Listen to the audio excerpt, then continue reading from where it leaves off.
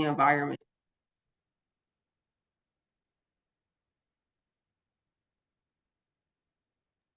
Sorry about that, Jordan. I forgot to record, but we are recording now.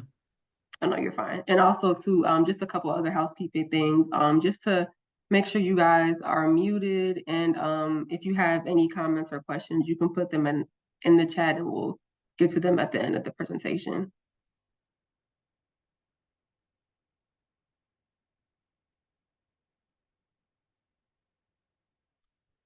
So here at EverThrive, reproductive justice pushes our work.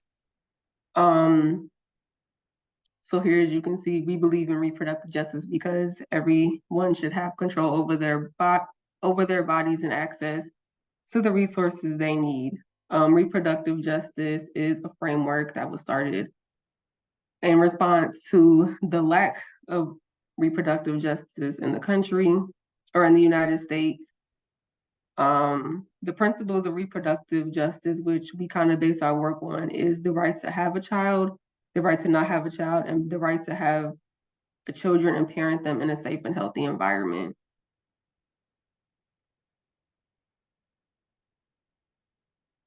Our mission at EverThrive Illinois is to achieve reproductive justice in the healthcare ecosystem through community-driven partnership, policy action, and system change. So as far as community-driven partnership, EverThrive Illinois partners with community organizations to really work in the communities, get feedback from the communities as far as what they need. So we're able to basically use that information and provide resources and programs that will benefit them in the best way possible. As far as policy action, we have a policy team basically that works in Springfield to push policy that will provide a better landscape for birthing people in Illinois, especially those of color. As far as system changes go, we really work within the healthcare system. We work with healthcare providers to basically help them so they can provide the best care for those who need it, and those who really don't really have access to it as far as now. Our vision is a just and affirming a healthcare ecosystem where individuals, families, and communities can thrive.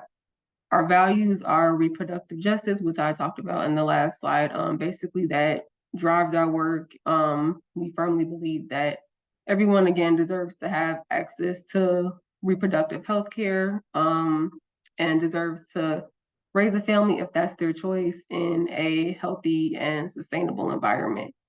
Anti-racism is our second value that we have listed, and that also drives our work because there's a lot of bias within the healthcare system, unfortunately, and that pretty much is the reason why that there really isn't full access to everyone in terms of getting really good healthcare. So we kind of work to drive that anti-racism and to eliminate that bias within the healthcare system. Again, that kind of ties into our third value, which is centering the most impacted, which is people who are who don't really have access to effective healthcare, particularly people of color, and people who live in economic situations who prevent them from getting access to that healthcare. And also bold action in transformation. We really work to transform the healthcare system as far as like what it looks like today, so we can get people to get that effective healthcare that they need. And also just be bold with our action, which is kind of like what you have to do in order to produce that type of change. So this is our strategic priorities, which is basically the goals that we have for our organization, starting with achieving birth equity. Everybody doesn't have, like pretty much what we said before, everybody doesn't have access to quality reproductive health care. So we pretty much work within those communities to listen to what they need. So we're able to take that and then provide them with the healthcare or not the healthcare, but provide them with resources and things that they need so that they can also have access to certain things. Increasing vaccine confidence is our second strategic priority. Because of the bias within the healthcare system, a lot of people don't really have a positive outlook in terms of like vaccines or like just the healthcare system in general. There's issues with trust there, which is completely understandable. So basically what we do is basically try to assure people that vaccines are okay, and that they can trust healthcare systems, and also work with healthcare providers to make sure that they get their clients to trust them as well. Expanding access to comprehensive healthcare. Like I mentioned before, everybody doesn't really have access to that healthcare, or even if they do, it's not of quality. So we really want to work to make sure that people have access to healthcare and that it's the right healthcare for them so that they can live healthy lives and that they were able to raise healthy families. And basically the last one is live our values. So we really try to keep in mind of our values and like the work that we do and hold ourselves accountable, but also holding the people that we partner with and just people that we work with throughout the communities to that they align with our values and that we're working towards our ultimate goal, which is achieving birth equity. Yeah, so that's that. And now I'm going to turn it over to Elizabeth Gonzalez. She is the Director of Birth Equity. And she will tell you more about Family Connects and how that ties into how we are working to achieve birth equity. So, Elizabeth. Thank you, Jordan. Good afternoon, everyone. My name is Elizabeth Gonzalez, Associate Director of Birth Equity here at EverThrive, Illinois. I'm going to actually, like Jordan mentioned, achieving birth equity is one of our strategic priorities. And so basically I will be diving a little bit deeper into one of the main projects that we have under that priority, which is called the Family Connect Chicago program. And so I'll dive deeper on the background of it and how Family Connects was implemented here in Chicago and the role that EverThrive plays in FCC. So if you hear me say FCC, it stands for Family Connect Chicago. Next slide. Thank you. Oops, sorry. So Family Connects was adopted in Chicago due to our fragmented systems of maternal and infant healthcare within the city. Current systems are not coordinated and many of the services provided are not evidence-based. Therefore, families are burdened with having to navigate silos within the healthcare and social services systems. As we know, lack of coordination of services or duplication of such can lead to poor maternal health outcomes and contribute to maternal mortality. And to address this, the Family Connect Chicago initiative was adopted to have a strong focus on health equity, addressing social determinants of health, and community alignment. Family Connects identified that current home visiting programs are limiting due to eligibility criteria. However, as we know, the state of the maternal and infant health, Family Connects found it important to offer this initiative universally to all birthing persons. So there is no additional eligibility criteria besides giving birth at a participating hospital. The universality of the program allows for an opportunity to target the unique needs of every family, and the referral system allows a warm pass-off to any organization or any social service organization. Let's see. Thank you. So some health equity considerations. So during the assessment, the city before Family Connects launched in Chicago, the city had completed an assessment, and they identified that the city's south, southwest, and west sides had the highest percentage of children living in poverty. They had higher than city average preterm birth rates, and they had a high percentage of infants born with low and very low birth weights. Also, a high rate of infant mortality. They found that 81% of all Black children in the Chicagoland area experience low or very low levels of opportunity. 61% of all Hispanic children in Chicagoland area experience low or very low levels of opportunity. So they identified that the need for the communities where Black and Brown folks live to be kind of the main focus area of where they wanted to implement Family Connects. Therefore, this is why the pilot phase included the three neighborhoods, the three areas in the city that they highlighted. So the west sides, the southwest, and the far south side. And in Family Connect Chicago, these three regions of the city are known as Regions A, Regions B, and Regions D. And next slide, please. I'll talk more about the pilot phase and more about the regions here in a moment, but just wanted to cover this really quickly as well. This is also something that was identified in the assessment and identified as a need to help support families in Chicago. Social determinants of health. They did find that many were lacking coordination of services in safe housing. Transportation was identified as a huge need. Access to food, job opportunities, and income. So finding jobs, finding childcare. So these factors we know deeply impact a family's well-being. We know that it impacts a pregnant person's well-being and their quality of life, and therefore the quality of life of their child.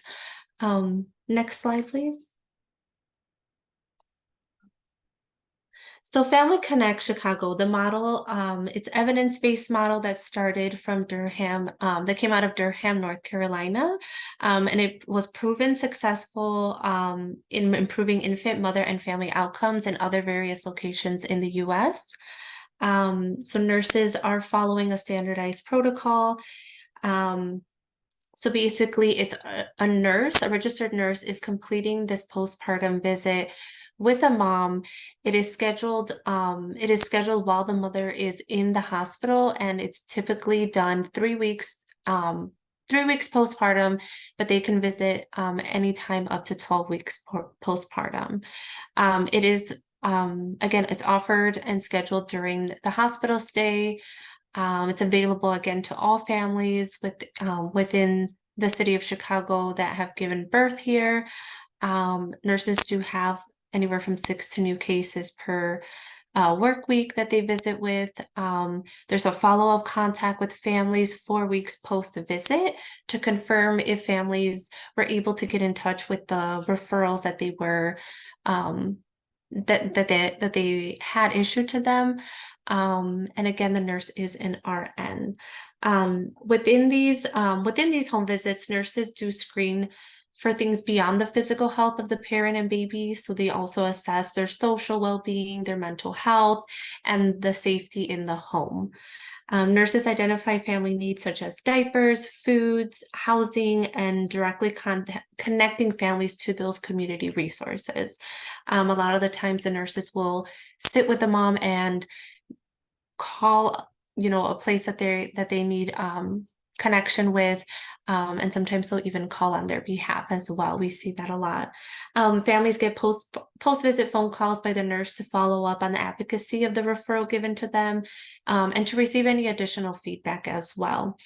Nurses then bring that information back to our team at CDPH, the Chicago Department of Public Health, to help strengthen that referral system.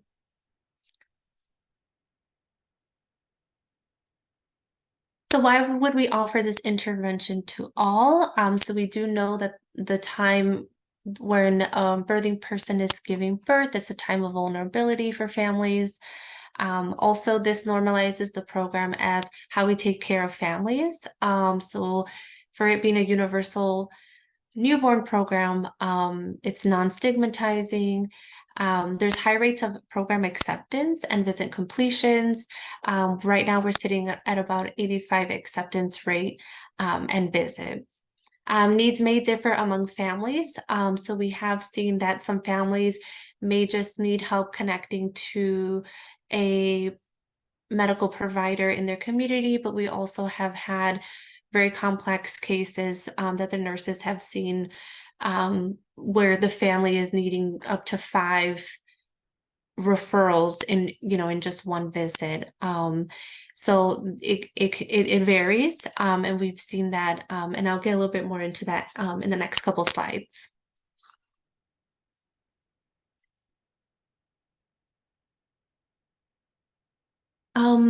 And one last thing about the direct home visit aspect. So the nurses are serving a diverse communities, and they are serving a diverse population. So they are they're receiving ongoing training on how to approach families with cultural competence. Staff must understand community values and their needs. They're trained to listen and adapt. Nurse hires do reflect our communities and provide compassionate care to every single family that they serve.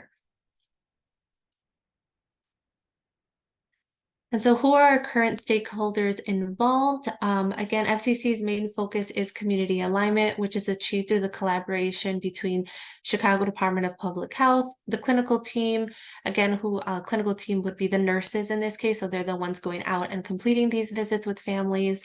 The delegate agencies, which include EverThrive Illinois, Sinai Community Institute, Sinai Urban Health Institute, and most recently Metropolitan Family Services. So those are the delegate agencies. And then we have our community alignment boards and other involved stakeholders who may include like the UIC evaluation team, also our current participating hospitals, which I'll get into here in a moment. But through these partnerships, FCC partners constantly engage in bilateral communication processes amongst all involved to share things such as data, resources, best practices, successes, and challenges. And we just have that overall goal of producing a positive policy and systems changes within the city of Chicago. There are 3 main components of Family Connect Chicago. There's that home visiting piece, so that direct service that nurses are providing. And then there's the community alignment piece, and then there's data and monitoring. The delegate organizations like EverThrive, Sinai, Metropolitan, we lead the community alignment piece along with support from CDPH. And lastly, CDPH's evaluation team support the work under data and monitoring, which they provide delegate organizations data dashboards, they call them, twice a year with data coming from Family Connect's participants. So I can dive deeper into that if needed. And so we'll dive deeper into EverThrive's role, which is, again, the community alignment boards. And if you hear me say CABs, that's just community alignment boards for short. And so the CAB serves the community alignment board purpose. So the CAB serves essential functions in supporting the success of Family Connects. And so this includes aligning resources for families. So they identify and activate resources to fill identified community needs across a range of health and human resources domains. They find solutions to address community needs, disseminate information such as data from Family Connects to community stakeholders. They provide transparency and accountability to the services in each of their regions by monitoring whether families are able to access those needed services, helping explore and create solutions to address community need. So they improve family connections with healthcare and hospital providers, listening to feedback and updates from other community stakeholders, such as changes in capacity or funding. So they provide community-led expertise that can shape how the model is implemented here in the city. So what we know is that a lack of collaboration and duplication of services can lead to negative health outcomes. So there is a strong need for collaboration in different sectors when it comes to aligning resources for families. Social determinants of health have a large impact on the health and well-being of families, not just mom and baby. So bringing together different representatives from all areas of Family Connects, like the different domains, to align those resources and data and information sharing from each different region in the city is important in the effort to address maternal and infant health disparities. And so on a larger scale, having input from FCC CAB members within this space really helps to drive the systems and policy changes that are necessary in the mission to improve maternal and infant health in Chicago, as well as statewide. Community alignment board members are they're known as the experts in their regions, and they're experts in what their region's needs and strengths are, but also what those challenges are. And their knowledge is vital to ensure that Family Connects is serving its targeted population equitably and intentionally, and guide future city and statewide changes.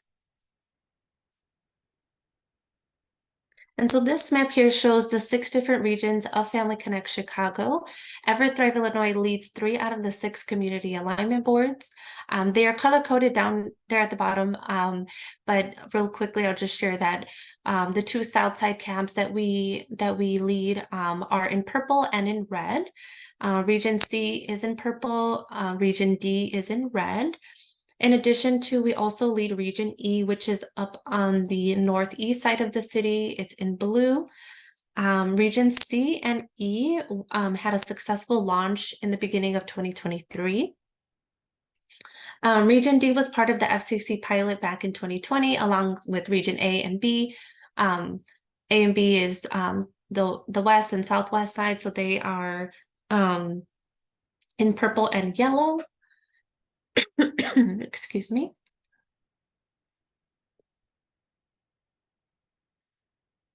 And last year, Metropolitan Family Services joined as a delegate team to support the work in Region F, which is in orange. Excuse me. But yeah, so I'm so sorry. I'm gonna have to just mute myself for a second. I just have to.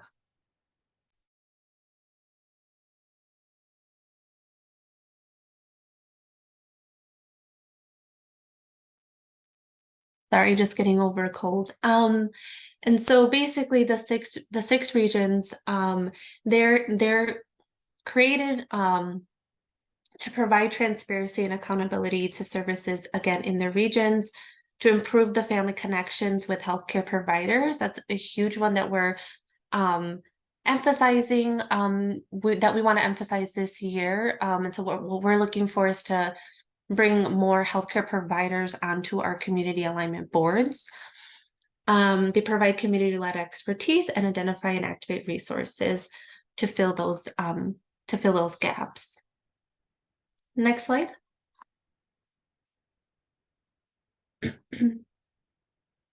All right, and so the community alignment boards are just one little piece of the components that make up the community alignment work under FCC. We also have what we call an agency finder. This is a directory of resources within our communities that corresponds to a matrix of support services developed by Family Connects International. And so right now, the city was utilizing a database called NowPow, but it's recently been changed and it merged with Unite Us. And so on there, that's the data, the system where nurses, when they're completing a home visit, that's where they go in and make a referral. So they'll be able to look up a resource and then be able to contact and refer that family to them. All our CAB members are in that system, so nurses are able to provide those direct referrals. And then we have engagement. So as part of our engagement, we establish relationships with MCH stakeholders. And so inviting anyone to join this process, anyone that's able to support the work that we do, whether it's, you know, just by sharing a flyer, sharing marketing materials, you know, being involved as a CAB member. But in addition, we are providing support to connect with folks in the medical community, families and community leaders, and others in the MCH community.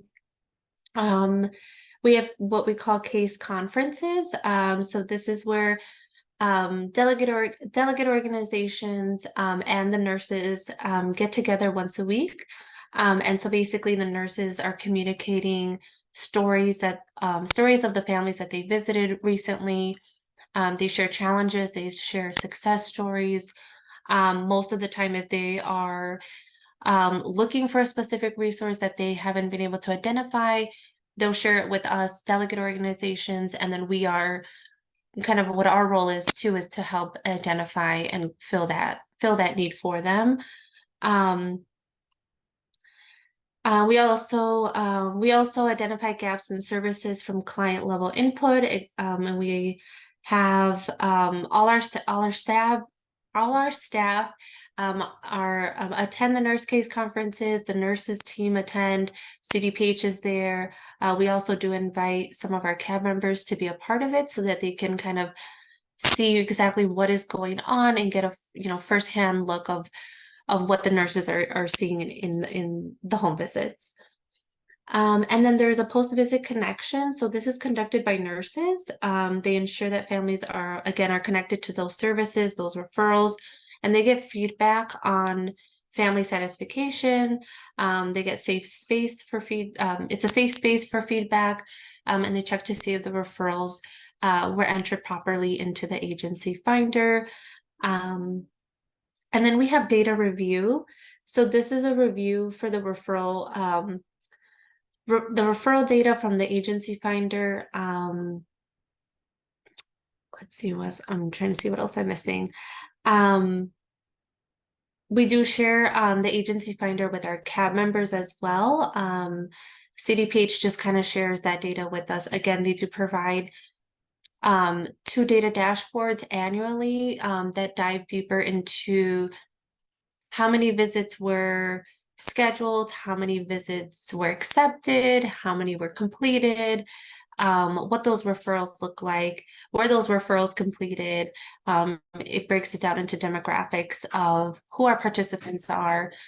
They also do break it down by regions to see the numbers in all 6 regions on, you know, who's accepting, who's not, who's completing a visit, who's not, who's completing a post-visit connection call, who isn't. And they also most recently broke it down also by families who have Medicaid or don't have Medicaid or have private insurance. So it's a very in-depth data dashboard. And yet the most recent one we received was back in November. So part of that data piece, it's mostly CDPH, but we're also, as the delegate organizations, we're also helping support some of that data work. So once we receive data, we then share it with our CABs, either during a meeting or during, you know, we can pass that information along in an email. But yeah, I know that's a lot of information about Family Connects. Again, community alignment is just one piece of this huge puzzle.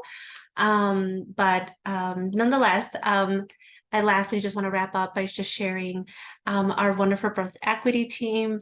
It's myself and then our capacity building director, Kristen, and then we have 2 birth equity managers that support the FCC community alignment boards. We have Haley and Vanessa. So yeah, thank you so much.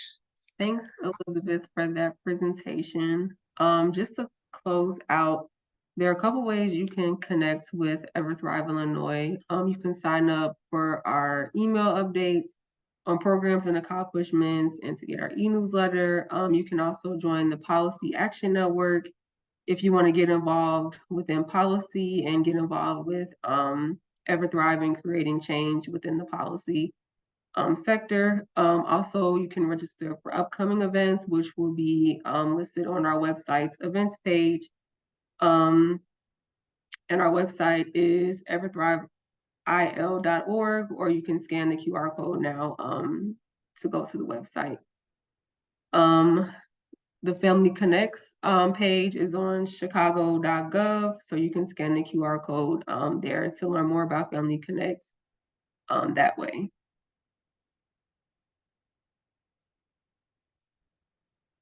And yeah, it's the last slide, Kathy. Yeah, thank you, Jordan and Elizabeth. We don't have any questions in the chat, so this is the last call. If anybody would like to ask a question, to please put it into the chat.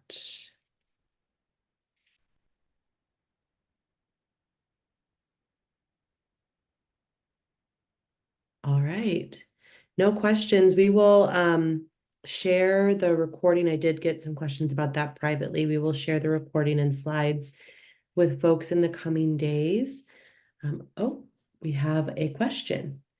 Elizabeth, this is a question for you. Is there any focus on congenital syphilis? That's a great question. Yes. A couple months back, the nurses, so during Nurse Case Conference, they kind of share during Nurse Case Conference, we meet weekly, but about twice a month, delegate organizations invite community organizations, healthcare providers to talk, to kind of discuss a topic or share, a training for the nurses on a topic that the nurses requested. And so last year, congenital syphilis was one of the topics requested by nurses.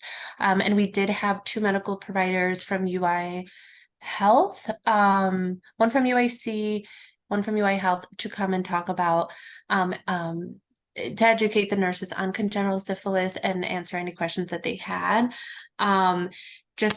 Reason being is because nurses were seeing congenital syphilis like on the rise, and they were seeing it more frequently with the families that they were visiting with. So that's a great question. And so basically after that training, we've just made it a point. I know, I don't know the most recent update, but I know just in part of that assessment that the nurses are completing in the home. I know there's going to be they're looking to incorporate like an educational piece for families on that. And I know the discussion was like for nurses to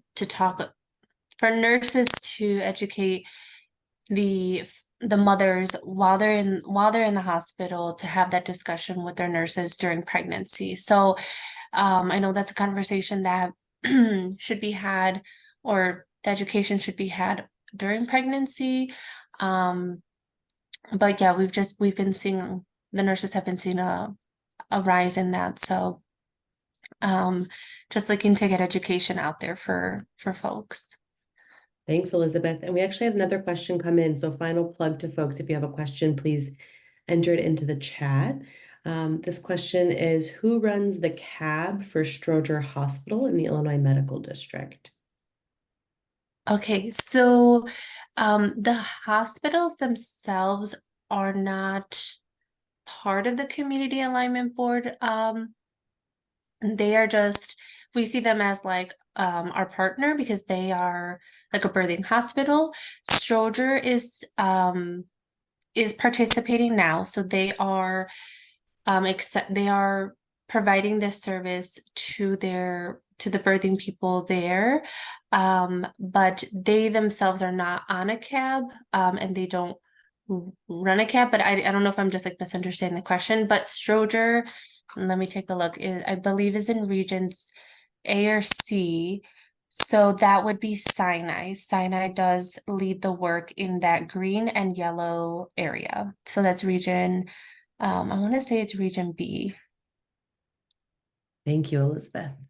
So Okay. Sinai. You're And our welcome. question asker says thank you. Okay, there are no additional questions, so we will go ahead and wrap up. Like I said, we'll share slides and recording in the coming days. And we really appreciate everybody's time. Thank you to Elizabeth and Jordan for making this happen. If you want to connect at all about EverThrive's work, or have additional questions, this is my contact information here. I'm Kathy, and thank you so much. Thank you, everyone. Thanks, everyone.